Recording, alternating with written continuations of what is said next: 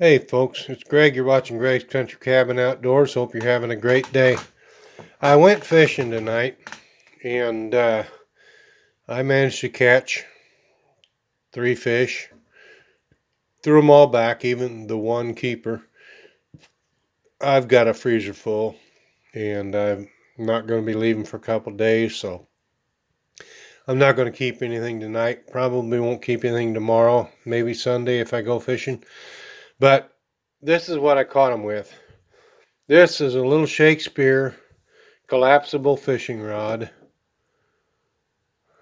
and it's only 4 foot long. It's got my favorite bobber on it. It's a Leinenkugel's beer can. I ran across that at the local farm store, but the only ones that make them are Leinenkugel's and Miller High Life. So I just wanted to show you one of my many pieces of fishing gear, one of my many favorite pieces of fishing gear. I've got a Eagle Claw, the yellow collapsible, that is 5.5 feet long, I believe, and it doesn't collapse quite this small, but it's pretty close. I like it a lot. I've used it a lot. I prefer the Eagle Claw. The very first 6-foot rod that I ever had was an Eagle Claw, and is a fiberglass rod. And the collapsibles, of course, are not fiberglass, but I like a good fiberglass rod. So a lot of what you see me fishing with, well, you might see me fishing with, are the old Eagle Claw fiberglass rods. When I do collapsibles, they're graphite, and they work great. I've only broken one, and that was because I stepped on it. But the rest of them, yeah, I keep them pretty safe. I carry 5 or 6 rods with me in my car all the time. I carry, well, I've only got one in my truck now, but that's because I haven't driven my truck in almost a year. But hey, you know, when you got a hobby like fishing and you really love it, you got to make sure you're covered. Well, I took my little 4-foot fishing rod out, the collapsible red one, and my kayak, and I was able to get in under the trees that are hanging over the lake really well with that fishing rod. I was real pleased with how well I was able to place my lure or my bait right where I wanted it. So I had 8 keepers. That's all my stringer would hold. And I switched to a bass bait, wacky worm, and caught another bass, but I threw it back. Altogether, I think I caught a little over a dozen fish. A bunch of little ones that I threw back, but hey, looks like I'm having fish for supper tonight. Okay, baked fish for supper tonight, and some carrots, and a whole lot of Old Bay seasoning. So, hey, time to eat. Well, the fish were fantastic. Not surprised. That Old Bay seasoning really makes a difference when you bake them, and you rub them with olive oil, and then season them with Old Bay seasoning. And I cooked them for 7 minutes, turned them over, and cooked them for another 7 minutes. So it's time to sit back, relax, listen to a little bit of music on the CD player, and enjoy a cold stag. Life is good for this old redneck. Oh, one thing I forgot to mention. We now have a new neighbor next door to the shed toe, which kind of a surprise. Nobody's been out here in the 15 years that we've been here, and they've cleared a path down to the lake, and it looks like they're going to be starting to spend a little time out here. With this quarantine garbage that's going on, he hasn't worked in 3 months. He's a plumber for the state of Illinois, and hey, he had to have something to do, so they came out and started clearing the brush so they could get down to the lake. And they've got an excellent spot to access the lake once they get down there. The hard part's getting down there. It's kind of steep, but right just before they get to the lake, it flattens out. So they're going to bring a boat out, and maybe a camper. Who knows? They're going to build a shed of some sort. I don't know exactly what they're going to do, but more new neighbors, and they're roughly my age. I couldn't tell you how old they are. The wife is retired. The husband is going to retire real soon. So they're somewhere around my age. We'll leave it at that. Well, it's Sunday, and the lake is about as calm as it can be right now. It's beautiful. I mean, just absolutely beautiful. I'm sure a breeze will pick up. There's always seems to be a breeze on this lake somewhere. The cottonwood trees are shedding. There's white particles of cottonwood all over the place. Thought I'd get out, see if I can't catch a fish or two that I can take into my buddy in town, because I ate half of what I caught yesterday. But yeah, got out my favorite 6.5 foot rod, the old Eagle Claw. Not the old Eagle Claw. The old Eagle Claw is about 50 years old. I got it in 1974 when I graduated from high school. So it's still there, and it's still fine. I had a eye come off of it one day, so I went ahead and rewrapped it with fishing line, and it's holding up nicely. So I'm drifting down the lake right now as I put the worm on my hook. And I'm going to turn and go in next to my floating dock out here in the middle of the lake. See if I can't get up close to the shore, because I know that the fish are spawning. And so, yeah, they're going to be right up next to the shore. We've got bass, bluegill, red ear, crappie, and an occasional yellow belly catfish in here. There was supposed to be some channel cat in here, but they never spawned, and that was well over 30 years ago when they built this lake. So nobody's ever caught any that we know of. One guy claimed that there was a 50-pound flathead caught out of this lake. I can't believe a word he says, so I just kind of blew it off. I was talking to the guy that actually caught it, and it was a 15-pound flathead. So, yeah.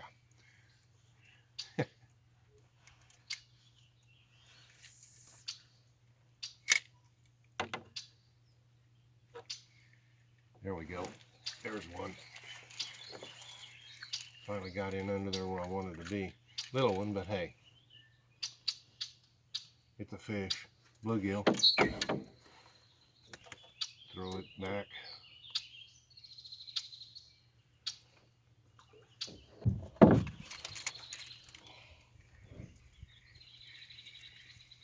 Finally got a nibble, but it didn't grab.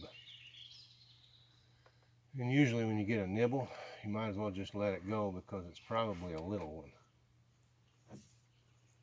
There's a lot of little nibblers in here.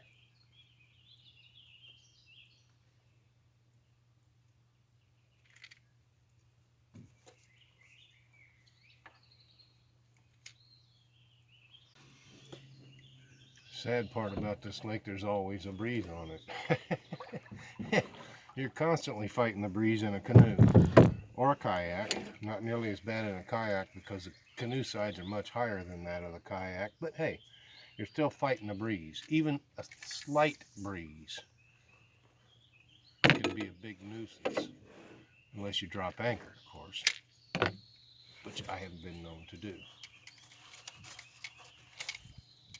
So I went to pull in a fish and snag a tree.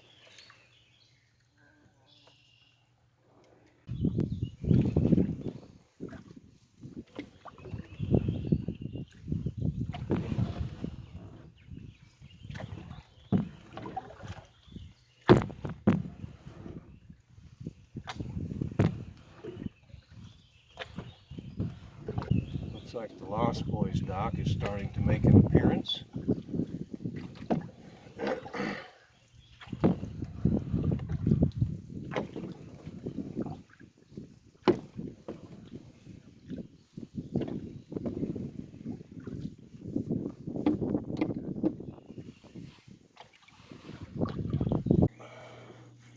Something took my bait real hard. Hit it real hard. Oh, look.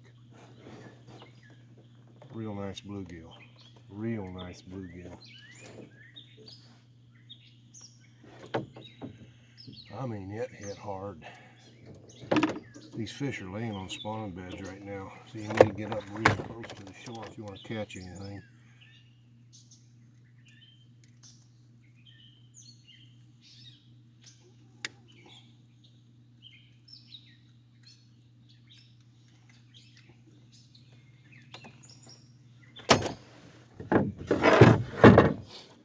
So, yeah, nice fish.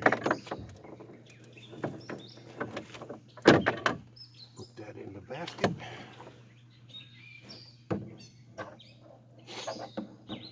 Hook the basket up to the boat, because I don't want to lose the basket.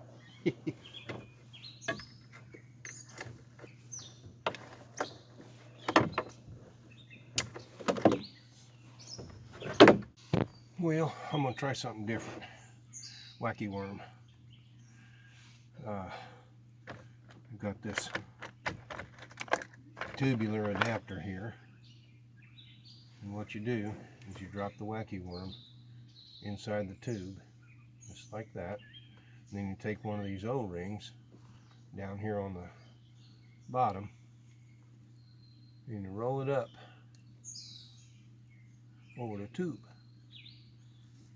You roll it up over the tube till it snaps onto that wacky worm. Now you've got a wacky worm with a ring on it. Now all I gotta do is hook it. I want to hook through the worm, make sure I go through the ring, come back out. And it doesn't matter how you put it on your hook, it's gonna wiggle in the water as you're drawing it back in. So let's see if we can catch a bass.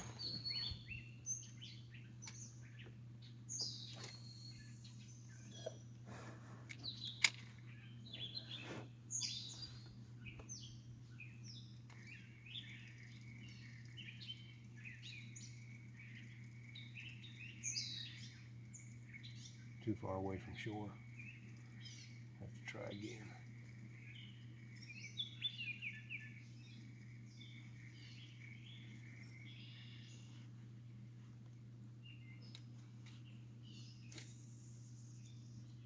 That's a lot closer. Let her settle in. And just like that, I have a bite. It didn't take it though, it let it go.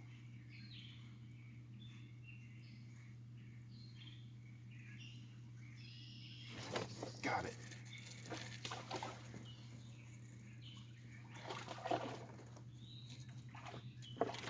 So, fair sized bass.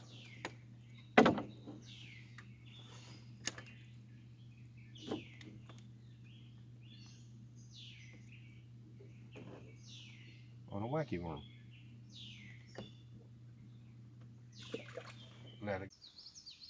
Well, there's another small bass. You never know when they're going to hit.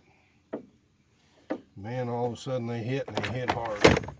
And then they want to fight. Of course, you know, they've got to get away from that hook or try to spit it out or something.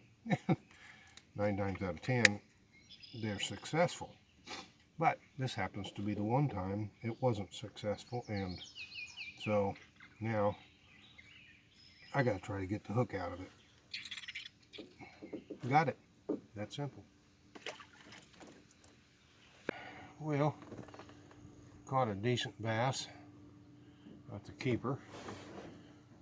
So I'll get it off and get it in the basket. Oh, nice bluegill.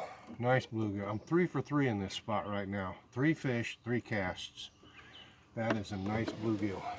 I saw him over here yesterday when I was fishing, and in my kayak the wind was blowing a little too much and moving me too close to him, so I wasn't able to get right into the pool of them.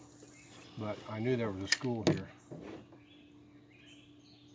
So 3 for 3. Looks like the fourth one's going to be a bust.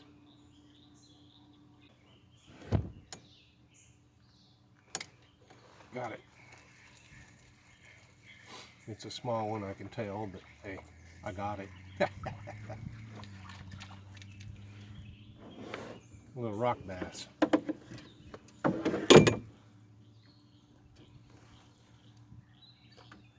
Rock bass were hitting hard yesterday. They're on spawning beds too. I only caught one that was worth keeping. I've only caught 2 rock bass that are truly worth keeping. The rest of them are just small. They're great fighters. Great fighters. But they're just too small to mess with. Unless you want them for bait fish. I guess they might work for bait fish.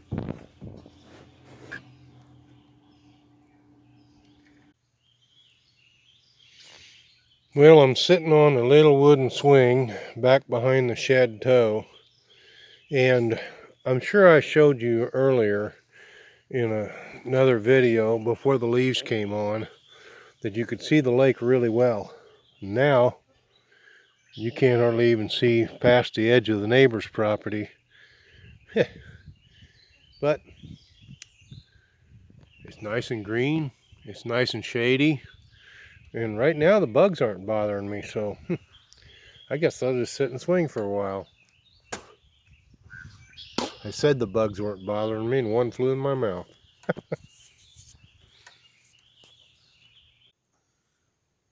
I noticed the hummingbirds haven't been around, and so I went out and looked, and sure enough the ants had gotten into the hummingbird feeder. And in the past, I have noticed that when a bunch of ants get inside the hummingbird feeder, it turns it to ammonia and they go away. I did see 3 hummingbirds around it yesterday, but only one of them actually looked like it was trying to get a drink. So what I did is I dumped it out, dumped the ants out, rinsed it all out good, and I put fresh food in there. I don't want to kill my hummingbirds. I love the hummingbirds. I love watching them. So I'll add a little bit at a time. If the ants get in it again, I'll dump it and I'll make a new batch and I'll just add a little bit.